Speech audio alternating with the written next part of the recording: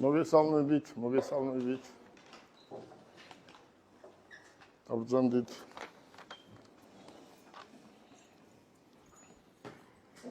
ალბათონებო და ბატონებო, მოგესალმებით, მივესალმებით ჩვენს მაყურებელს. დღეს ჩვენს კომპანიაში მათემოტორში გაიმართება შეხვედრა, ჩვენ გსტუმრობს საქართველოს სტუდენტური პარლამენტი.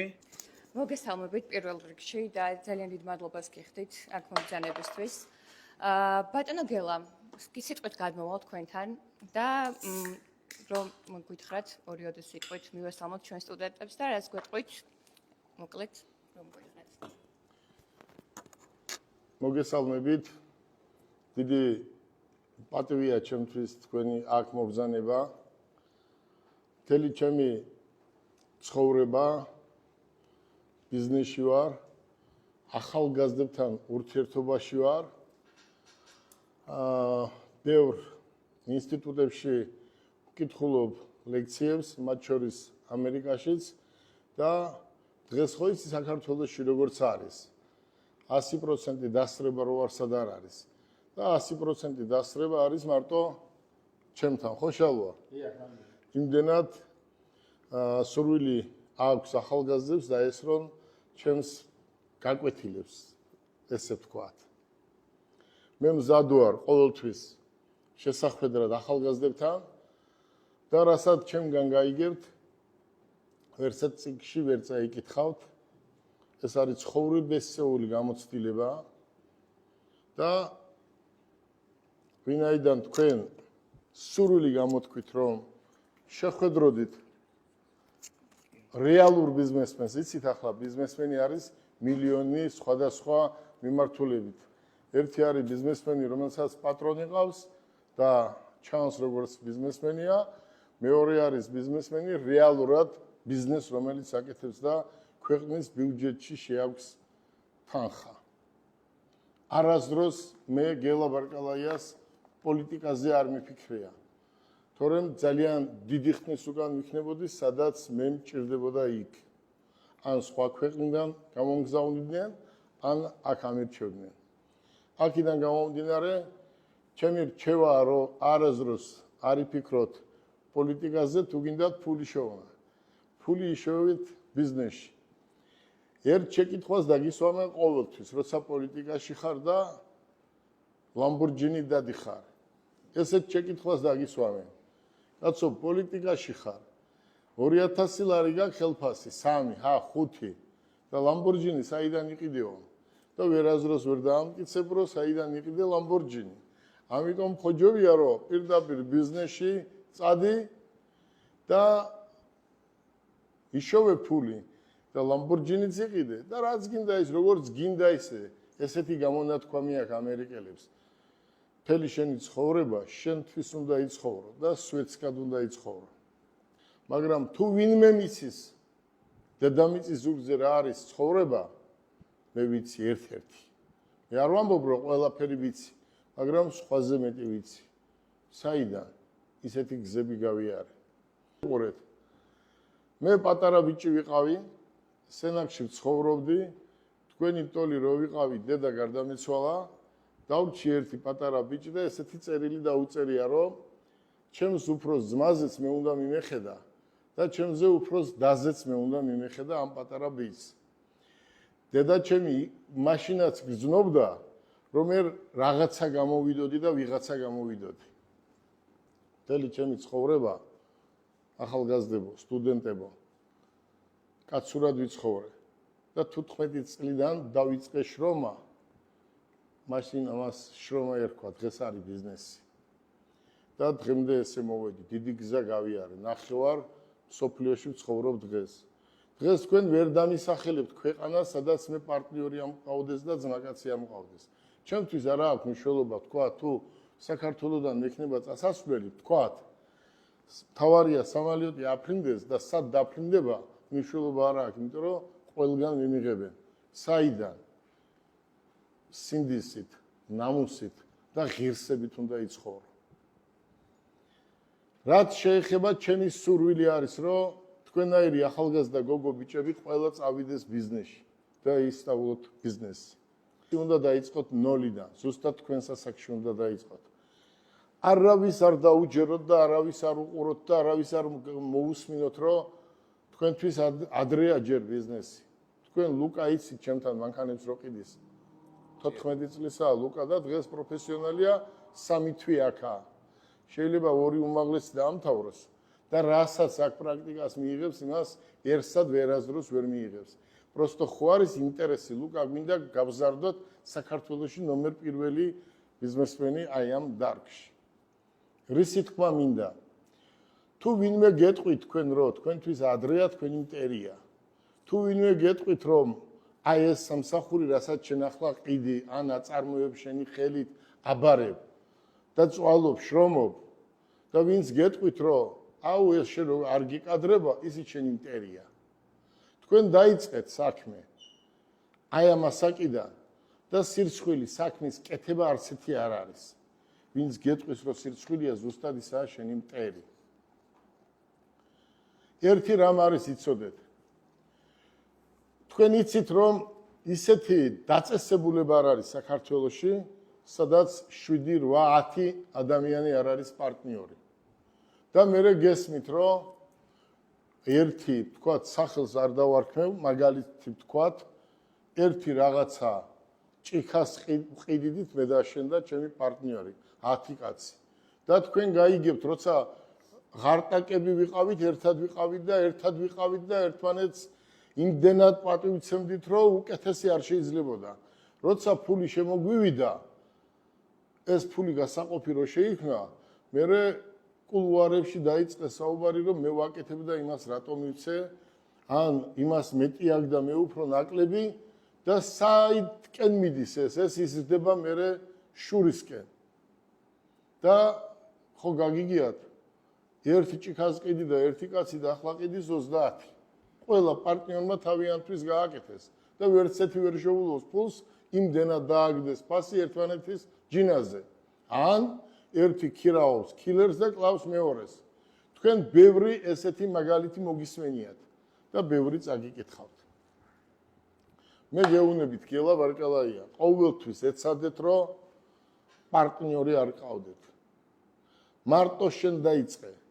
სხვისგან ისწავლე და სხვისგან ნასწავლი შენ გამოიყენე. ჩვენ ხო ლუკასი არაფერი არ გვინდა. ჩემს ხელში ლუკასნაირმა გაიარა დაახლოებით 1000-მა, 2000-მა, 3000-მა. დუბაიში ვცხოვრობ 30 წელია. მე დუბაიში უფრო დაფასებული ვარ ვიდრე საქართველოში. მე თურქეთში უფრო დაფასებული ვარ და დაფასებულია ჩემი შრომა ვიდრე საქართველოში. ყველა ქვეყანაში უფრო დაფასებული ვარ ვიდრე საქართველოში. პირველი იქიდან გამომდინარე რომ ქვეყანა არის პატარა დიდი ბიზნესისთვის, მაგრამ ამ პატარა ბიზნესაც უნდა მოერგო. ჩემი პირველი თხოვნაა. თუ დაიწყებ ძმაკასთან ბიზნესს, რასაც იშოვით შუაში გაიყავით და არასდროს ერთმანეთს ფულის გულისთვის არ უღალატოთ, თორე მე თქვენი შვილებიც ერთმანეთს გადაეკიდებიან და მოდის ეს მტრობა და მოდის. პირველი ბიზნესი უნდა დაიწყოთ ნოლიდან, არ შევცხვეთ შრომის და რაც გექნება შენი იქნება ქემაინც. ზოგს ფას დაუკლებ, ზოგს მოუმატებ და ეს მოგცემ შენ იმის საშუალებას, რომ პარტნიორზე არასდროს არ გექნება შესაკითხი, რომ მე ამას დაუკლო თუ მოუმატო. ერთ მაგალითს გეტყვით. ერთჯერ მყავდა ებრაელი 3 თვე პარტნიორი. პირველ თვეს, როცა $10,000 მაგარი ფული იყო, ჩემ დას რაღაც მივთი, რასაც ვყიდიდით, ჩემ დას ვაჩუქე ერთი. მეორე ვაჩუქე ჩემ ძმას. თვის ბოლოს ფული გავიყავით, 10,000 იყო მოგება, 5,000 მას გავუყავი, 5,000 მეწავიღე. აი იმ დღეს ვისწავლე ბიზნესი ებრაელმა მითხრა, ჩვენო ძმაკაცები ვართ. ისო შენი და არისო, ჩემი ხო არ არისო. ისო შენი ძმა არისო, ჩემი ხო არ არისო. მეო ჩემი წილი მომეციო და 6,000 წაიღო იმან და 4,000 მომცეს მე. აი იმ დღიდან გავხდი ბიზნესმენი. ბიზნესმა არ იცის ნათესავი. ბიზნესმა არ იცის დედა, მამა. ერთჯერ ვთქვი რომ დედა, მამა და ხო იცი ხალხი რომელსაც მათ არ იცის განათლება იმ დონეზე არ აქვს მიღებული, როგორ დედა უფრო წინ დგას ვიდრე ბიზნესიო. ახლა მე შენ მასწავლი ბიძია დედა წინ რო დგას ვიდრე ბიზნესი. ესეთი გამონათქვამი არსებობს, რომ წიგნია ესეთი ახლა არ შემომიტანია აქ. შეჭამე ბაყაყი. ამერიკელების წიგნი გადასარევი. აკოცე ბაყაყს. კაცო, ეს წიგნი იმ კაცმა იმიტომ გამოუშვა, შენ რო წაიკითხო და ის შეცდომ არ დაუშვა, რაც იმან დაუშვა, ხო? და მართლა კი არ უნდა აკოცო ბაყაყს, იმიტომ კი არ გამოუშვეს ეს წიგნი. ეს წიგნი იმიტომ გამოუშვეს, რომ მე ვაკოცე მაგ ბაყაყს, მე შევჭამე ეს ბაყაყი და ეს იგულისხმება, რომ შეცდომები დაუშვი და შენ რო შეცდომა არ დაუშვა, ამიტომ ეს წიგნი წაიკითხე და ჩემ გამოცდილებას უნდა დაეყრდნო. მეორე რა არის ბიზნესში თავარი? 12 წლიდან, 13 წლიდან, 14 წლიდან იწყება ბიზნესი. თუ გინდა რომ რეალური ბიზნესმენი იყო, სულ ბიზნესში უნდა იყო, სულ გაყიდო, სულ იყიდო, მიუტანო, მოიტანო, ნახო, შეხედო, დაათვალიერო. სხვის შეცდომებზე უნდა ისწავლო. შენ შეცდომებზე ცოდვა ხარ, იმიტომ რომ მე რამდენი შეცდომა დამიშვია, იმ შეცდომებიდან უფრო ვისწავლე ბიზნესი, ვიდრე ბიზნესიდან ბიზნესი. წიგნი უნდა წაიკითხო 50% და 50% უნდა მიიღო პრაქტიკა. ეს არის აუცილებელი. პირველი, ბიზნესს როცა იწყებთ, ყოველთვის უნდა იყოთ კარგი ჩაცმული. მეჩქარება არ არის. რაც გაქვს ის ჩაიცვი. არავინ არ გეუბნება შენ რომ ჩაიცვა ის, რაც მაგალითს ვამბობ, ამ კაცს ვია. ეს პროკურორის შვილია. ეს პროკურორის შვილია, ეს პოლიციის უფროსის შვილია, ეს მოსამართლის შვილია, ფული აქვს. ესე ვფიქრობ ჩვენ ყველას და იმას აცვია. ჩვენ არ გვაქვს ჩასაცმელი, ხო? მაგრამ იმას არ უყუროთ, ის პროკურორის შვილია. მე ამ წუთას ვამბობ ბიზნესი როგორ გავაკეთოთ. პირველ რიგში უნდა იყო ჩაცმული. დაბანილი, ესეთი გამონათქვამი არ არსებობს, არ გაგიკვირდეთ. წიგნში ვერ ნახავთ, იმიტომ რომ ამერიკელები ამ სიტყვას არ იყენებენ და არც ევროპელები. მაგრამ მე ვიყენებ და ჩემ წიგნს მალე გაჩუქებთ. ადამიანი ნებისმიერ ასაკში უნდა იყოს დაბანილი, დავარცხნილი, მოწესრიგებული და როცა შესახვედრად მიდიხარ სადმე, აუცილებლად 10 წუთით ადრე უნდა მიხვიდე. არასდროს არ უნდა დაიგვიანო. თუ შენ ბიზნესში შეხვედრაზე დაიგვიანებ, შენ ჩაგთვლიან როგორც არასერიოზულ პარტნიორს. თხოვთ ყველას. ვინაიდან თქვენ აქ ჩვენ ერთმანეთს დღეს შევხვდით, პირველი რაც არის ბიზნესში, არასდროს არ უნდა მოიტყუო. შეიძლება ბიზნესში წახვიდეთ ზოგიერთები მოსამართლე იყოთ, პროკურორი იყოთ, სხვადასხვა თანამდებობა გქონდეთ, მაგრამ მე ყოველთვის გირჩევთ ბიზნესს და ბიზნესში როცა ხარ, არასდროს არ უნდა მოიტყუო.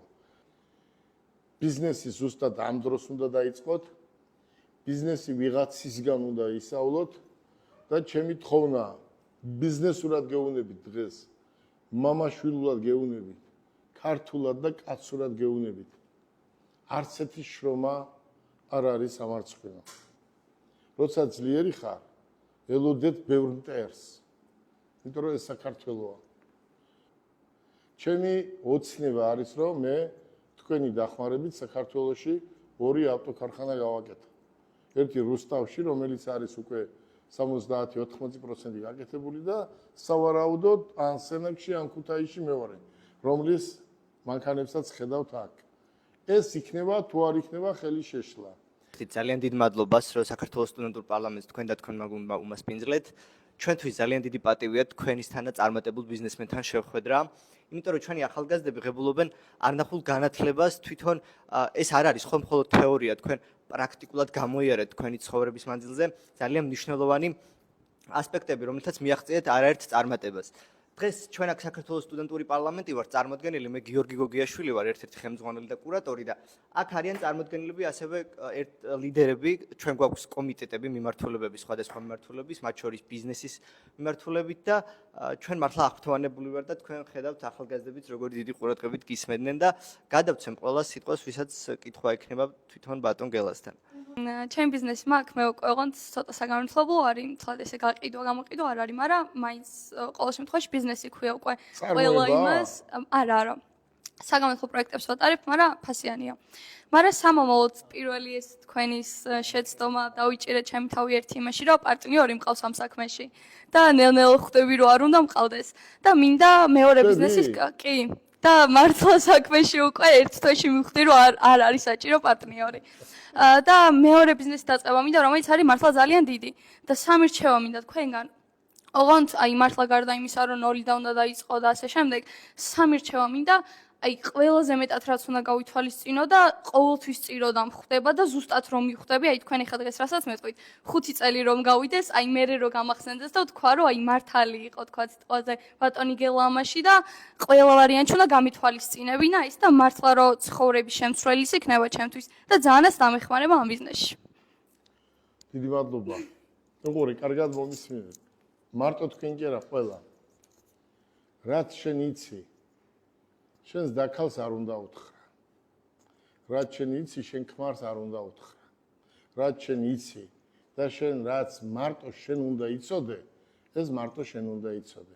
შენი მტერი პირველი არის შენი ენა. მეტი შენ მტერი არავინ არ აკავს. სულ ვფიქრობ ხოლმე, რომ ბიზნესები ზოგადად ამას მხოლოდ სახელისთვის აკეთებენ, რომ აი იმიჯი შეიქმნან და თქვენთან მაქვს კითხვა, თქვენ თვითონ გულიდან მოდის ეს თუ თქვენს როგორც სხვა ბიზნესები უბრალოდ ეგრე სახელისთვის აკეთებთ. სიკეთე რაც მე გამიკეთებია, არასდროს არ მithქვია და არსად არ ჩანს. და მე თქვენ იტყვით, რომ შენს იგივე ხარ რაც ის. თუ აკეთებდი, რატო არ ამბობდი? მაგრამ მე თქვენ თუ აკვირდებით ამ ბოლო დროს, ადრე ვეხმარებოდი, ვისაც ლამბორჯინი ყავდა, საჩუქრად უგზავნიდი ლექსუსის ჯიპს. ეს იყო ჩემი ყველაზე დიდი შეცდომა და ვინ იყო ეს ადამიანი? ლამბორჯინი ვის ეყოლება, ხო? ფულიანს, ვიღაცას, ხო? არა, ახლა ესე არ ვაკეთებ, ჭკუა ვისავლე და ახლა ზუსტად იმას ვეხმარები, რომელსაც ეს მართლა ჭირდება. და ყველა თავის თვალით ნახავს, რომ ეს ადამიანი მილიონი წელი არაფერში არ მჭირდება. მე მას ვჩუქნი, უკეთებ. და იმანაც იცის, რომ მილიონი წელი მე ის არ მჭირდება. მაგრამ ვისაც მე პატივცემ და ვისაც დავეხმარე, ყველა ჩემთან დღეს ზმაკაცობს და მათთან ურთიერთობა, გლეხთან ურთიერთობა მირჩენია, ვიდრე თანამდებობის პირებთან. მაინტერესებს რა არის ყველაზე კარგი ინსტრუმენტი იმისა თუ რომ გაიგო რა უნდა გაყიდონ, რა წარმოოთ. ცხოვრებაში ყველაზე მთავარი რაც უნდა იცოდეთ ყველა თქვენთაგანმა, უნდა ისწავლოთ ერთი რამ. მოთმინება. 7 წამი უნდა მოითმინო. 7 წამის მერე ქართველებს ჩვენ რაც გვაქვს, შენ როგორ გაბედე, 7 წამის შემდეგ გადაგვივლის და მერე გიჩნდება სურვილი, რატომ შეგაგინა და ვინ შეუკვეთა. ეს ჯობია გაიგო ვინ შეუკვეთა, ვიდრე შენ თოფი ესროლო და მოგაშორეს, ხო? ახლა როგორც ახსენეთ, გსურთ საქართველოს შექმნათ ორი ავტოქარხანა და აქედან გამომდინარე მაქვს ერთი კითხვა. თქვენი აზრით, სად არის დღეს საქართველოს როლის პოლიტიკურ-ეკონომიკურ კაზე და ამ ავტოქარხნის შექმნიდან დაახლოებით 10-5 წლის შემდეგ სად იქნება საქართველოს როლი? მე რო პირველი პირი ვიყო, პირველი რასაც გავაკეთებდი ავტოქარხანას. დაჩქარებული წესით ისე რომ სახელმწიფოს $1 არ დავახარჯიებდი. და ახლა მეტყვით რომ მუშახელი. მუშახელი თქვენ ხო ხედავთ პაკისტანელები უფროა დღეს ვიდრე ქართველები, ხო? ზუსტად ეს არის ჩვენი უბედურება, ჩვენ პოლიტიკაში არ ვერკვევი მე, არც ვერევი, არც ვსაუბრობ. მე ვამბობ იმას, რასაც თქვენ ყოველ წუთს ხედავთ. ჯერ იმ ადამიანებს ყველა ჩამოვიყვანდი იმ მეთოდით, რასაც მე გეუბნებით და მიმხედავდი სოფელს. და იმ მასაც არ გეტყვით ახლა, ჯერ ვერ გეტყვით, სად გავაკეთებდი. ხო გითხარით, სად გავაკეთებ? მუშახელი თავისით ჩამოვიდოდა და როცა ორი ავტოქარხანა გაქვს საერთაშორისო საქართველოში, ეს უკვე არის ქვეყნის მშვიდობის გარანტი. და ახლა მეტყვით, რომ სად გაყიდი ამდენ მანქანას საქართველოში? საქართველოში გავყიდი 100 და მთელ მსოფლიოში გავყიდი მილიონობით. ეს ქარხანა მარტო არ ემსახურება საქართველოს, ეს იყიდება მთელ მსოფლიოში. დიდი სურვილი მაქვს, რომ თქვენი დახმარებით ჩვენ ეს გავაკეთოთ. თქვენ იმიტომ ღებულობთ ამ ცოდნას, მე თუ არ მომისმინეს, თქვენ უნდა დააყენოთ ეს საკითხი, ხო? თქვენ უნდა დააყენოთ და თქვათ, რომ ჩვენ ამას გავაკეთებთ. ძალიან დიდ მადლობას გიხდით ბატონო გელა. ძალიან საინტერესო შეხვედრა იყო ინფორმაციული. დღევანდელი შეხვედრა ინტერაქციულად წარიმართა, ჩვენს წევრებს ჰქონდათ კითხვის დასმის უფლება და ვფიქრობ, ყველა მამოწურავი პასუხი მიიღო. ჩვენთვის მართლა დიდი პატივია ჩვენი სესიაც იხურება და თქვენისთანაც წარმატებულ ბიზნესმენს როცა შევხვდებით და მივიღებთ ცოდნას უშუალოდ ლაივ რეჟიმში და მართლაც ჩვენ საომავლოდაც შეგვიძლია დავგეგმოთ ფართომასშტაბიანი შეხვედრები, სადაც უფრო დიდი აუდიტორიაც გაიგებს ამის შესახებ. ჩვენი წარმომადგენლები არიან საზღვარგარეთაც და ძალიან დიდი ინტერესით უცდიან, თუნდაც დღევანდელი ვიდეო რაც ჩაიწერა, როცა ეს გამოქვეყნდება და მართლაც მადლობა შემიძლია გითხრათ მხოლოდ ჩვენი სახელით. პირიქით, დიდი მადლობა მინდა გადაგიხადოთ და ერთი რაღაცა გთხოვოთ. უფრო მეტი შევხვდეთ ერთმანეთს და უფრო დავილაპარაკოთ და დამიჯერეთ. მე გეტყვით 5 პროექტს. ხვალინდელს არა, დღევანდელს და თქვენთან ერთად 5-ვეს გამახორციელებთ. ჩვენ სახელმწიფო თქვენ დაგიჯერებთ, თქვენ სტუდენტები ხართ, ახალგაზრდები ხართ და თქვენ დაგიჯერებთ. მე ვიქნები პასუხისმგებელი, რომ პირველი რასაც თქვენთან ერთად გავაკეთებ და ეს 3 თვეში იქნება. ზუსტად რომ ვიტყვით და კის ნებართვას რომ მოგცემენ, 3 თვეში მე თქვენთან ერთად ნატახტარში ადგილი გვაქვს, აი ამ მოტოციკლეთს ერთად დავაწყობთ. აი ეს არის დღეს ყველაზე კარგი ელექტრომოტოციკლეტი, 700 კილოიანი, ტონიანი, ტონა 200, რომელიც თქვათ რაღაცა კილომეტრი ზუსტად არ მახსოვს გადის და მეორე ეს. აი ეს რო ჩვენ საქართველოში ჩვენი საკუთარი ქარხანა გქონდეს, ჩათვალეთ სოფლის მეურნეობა, ერთი ნაბიჯით წინ წაიწევს. მოდი, რადგან თქვენ სურვილი გამოთქვით ჩემთან შეხვედრეს, მეორე შეხვედრაზე პირდაპირ პრემიერ-მინისტრს ვთხოვოთ, რომ აი ეს გაგვაკეთებიოს, მათი არაფერი არ გვინდა და ხელი არ შეგვიშალოს. მადლობა ბატონო.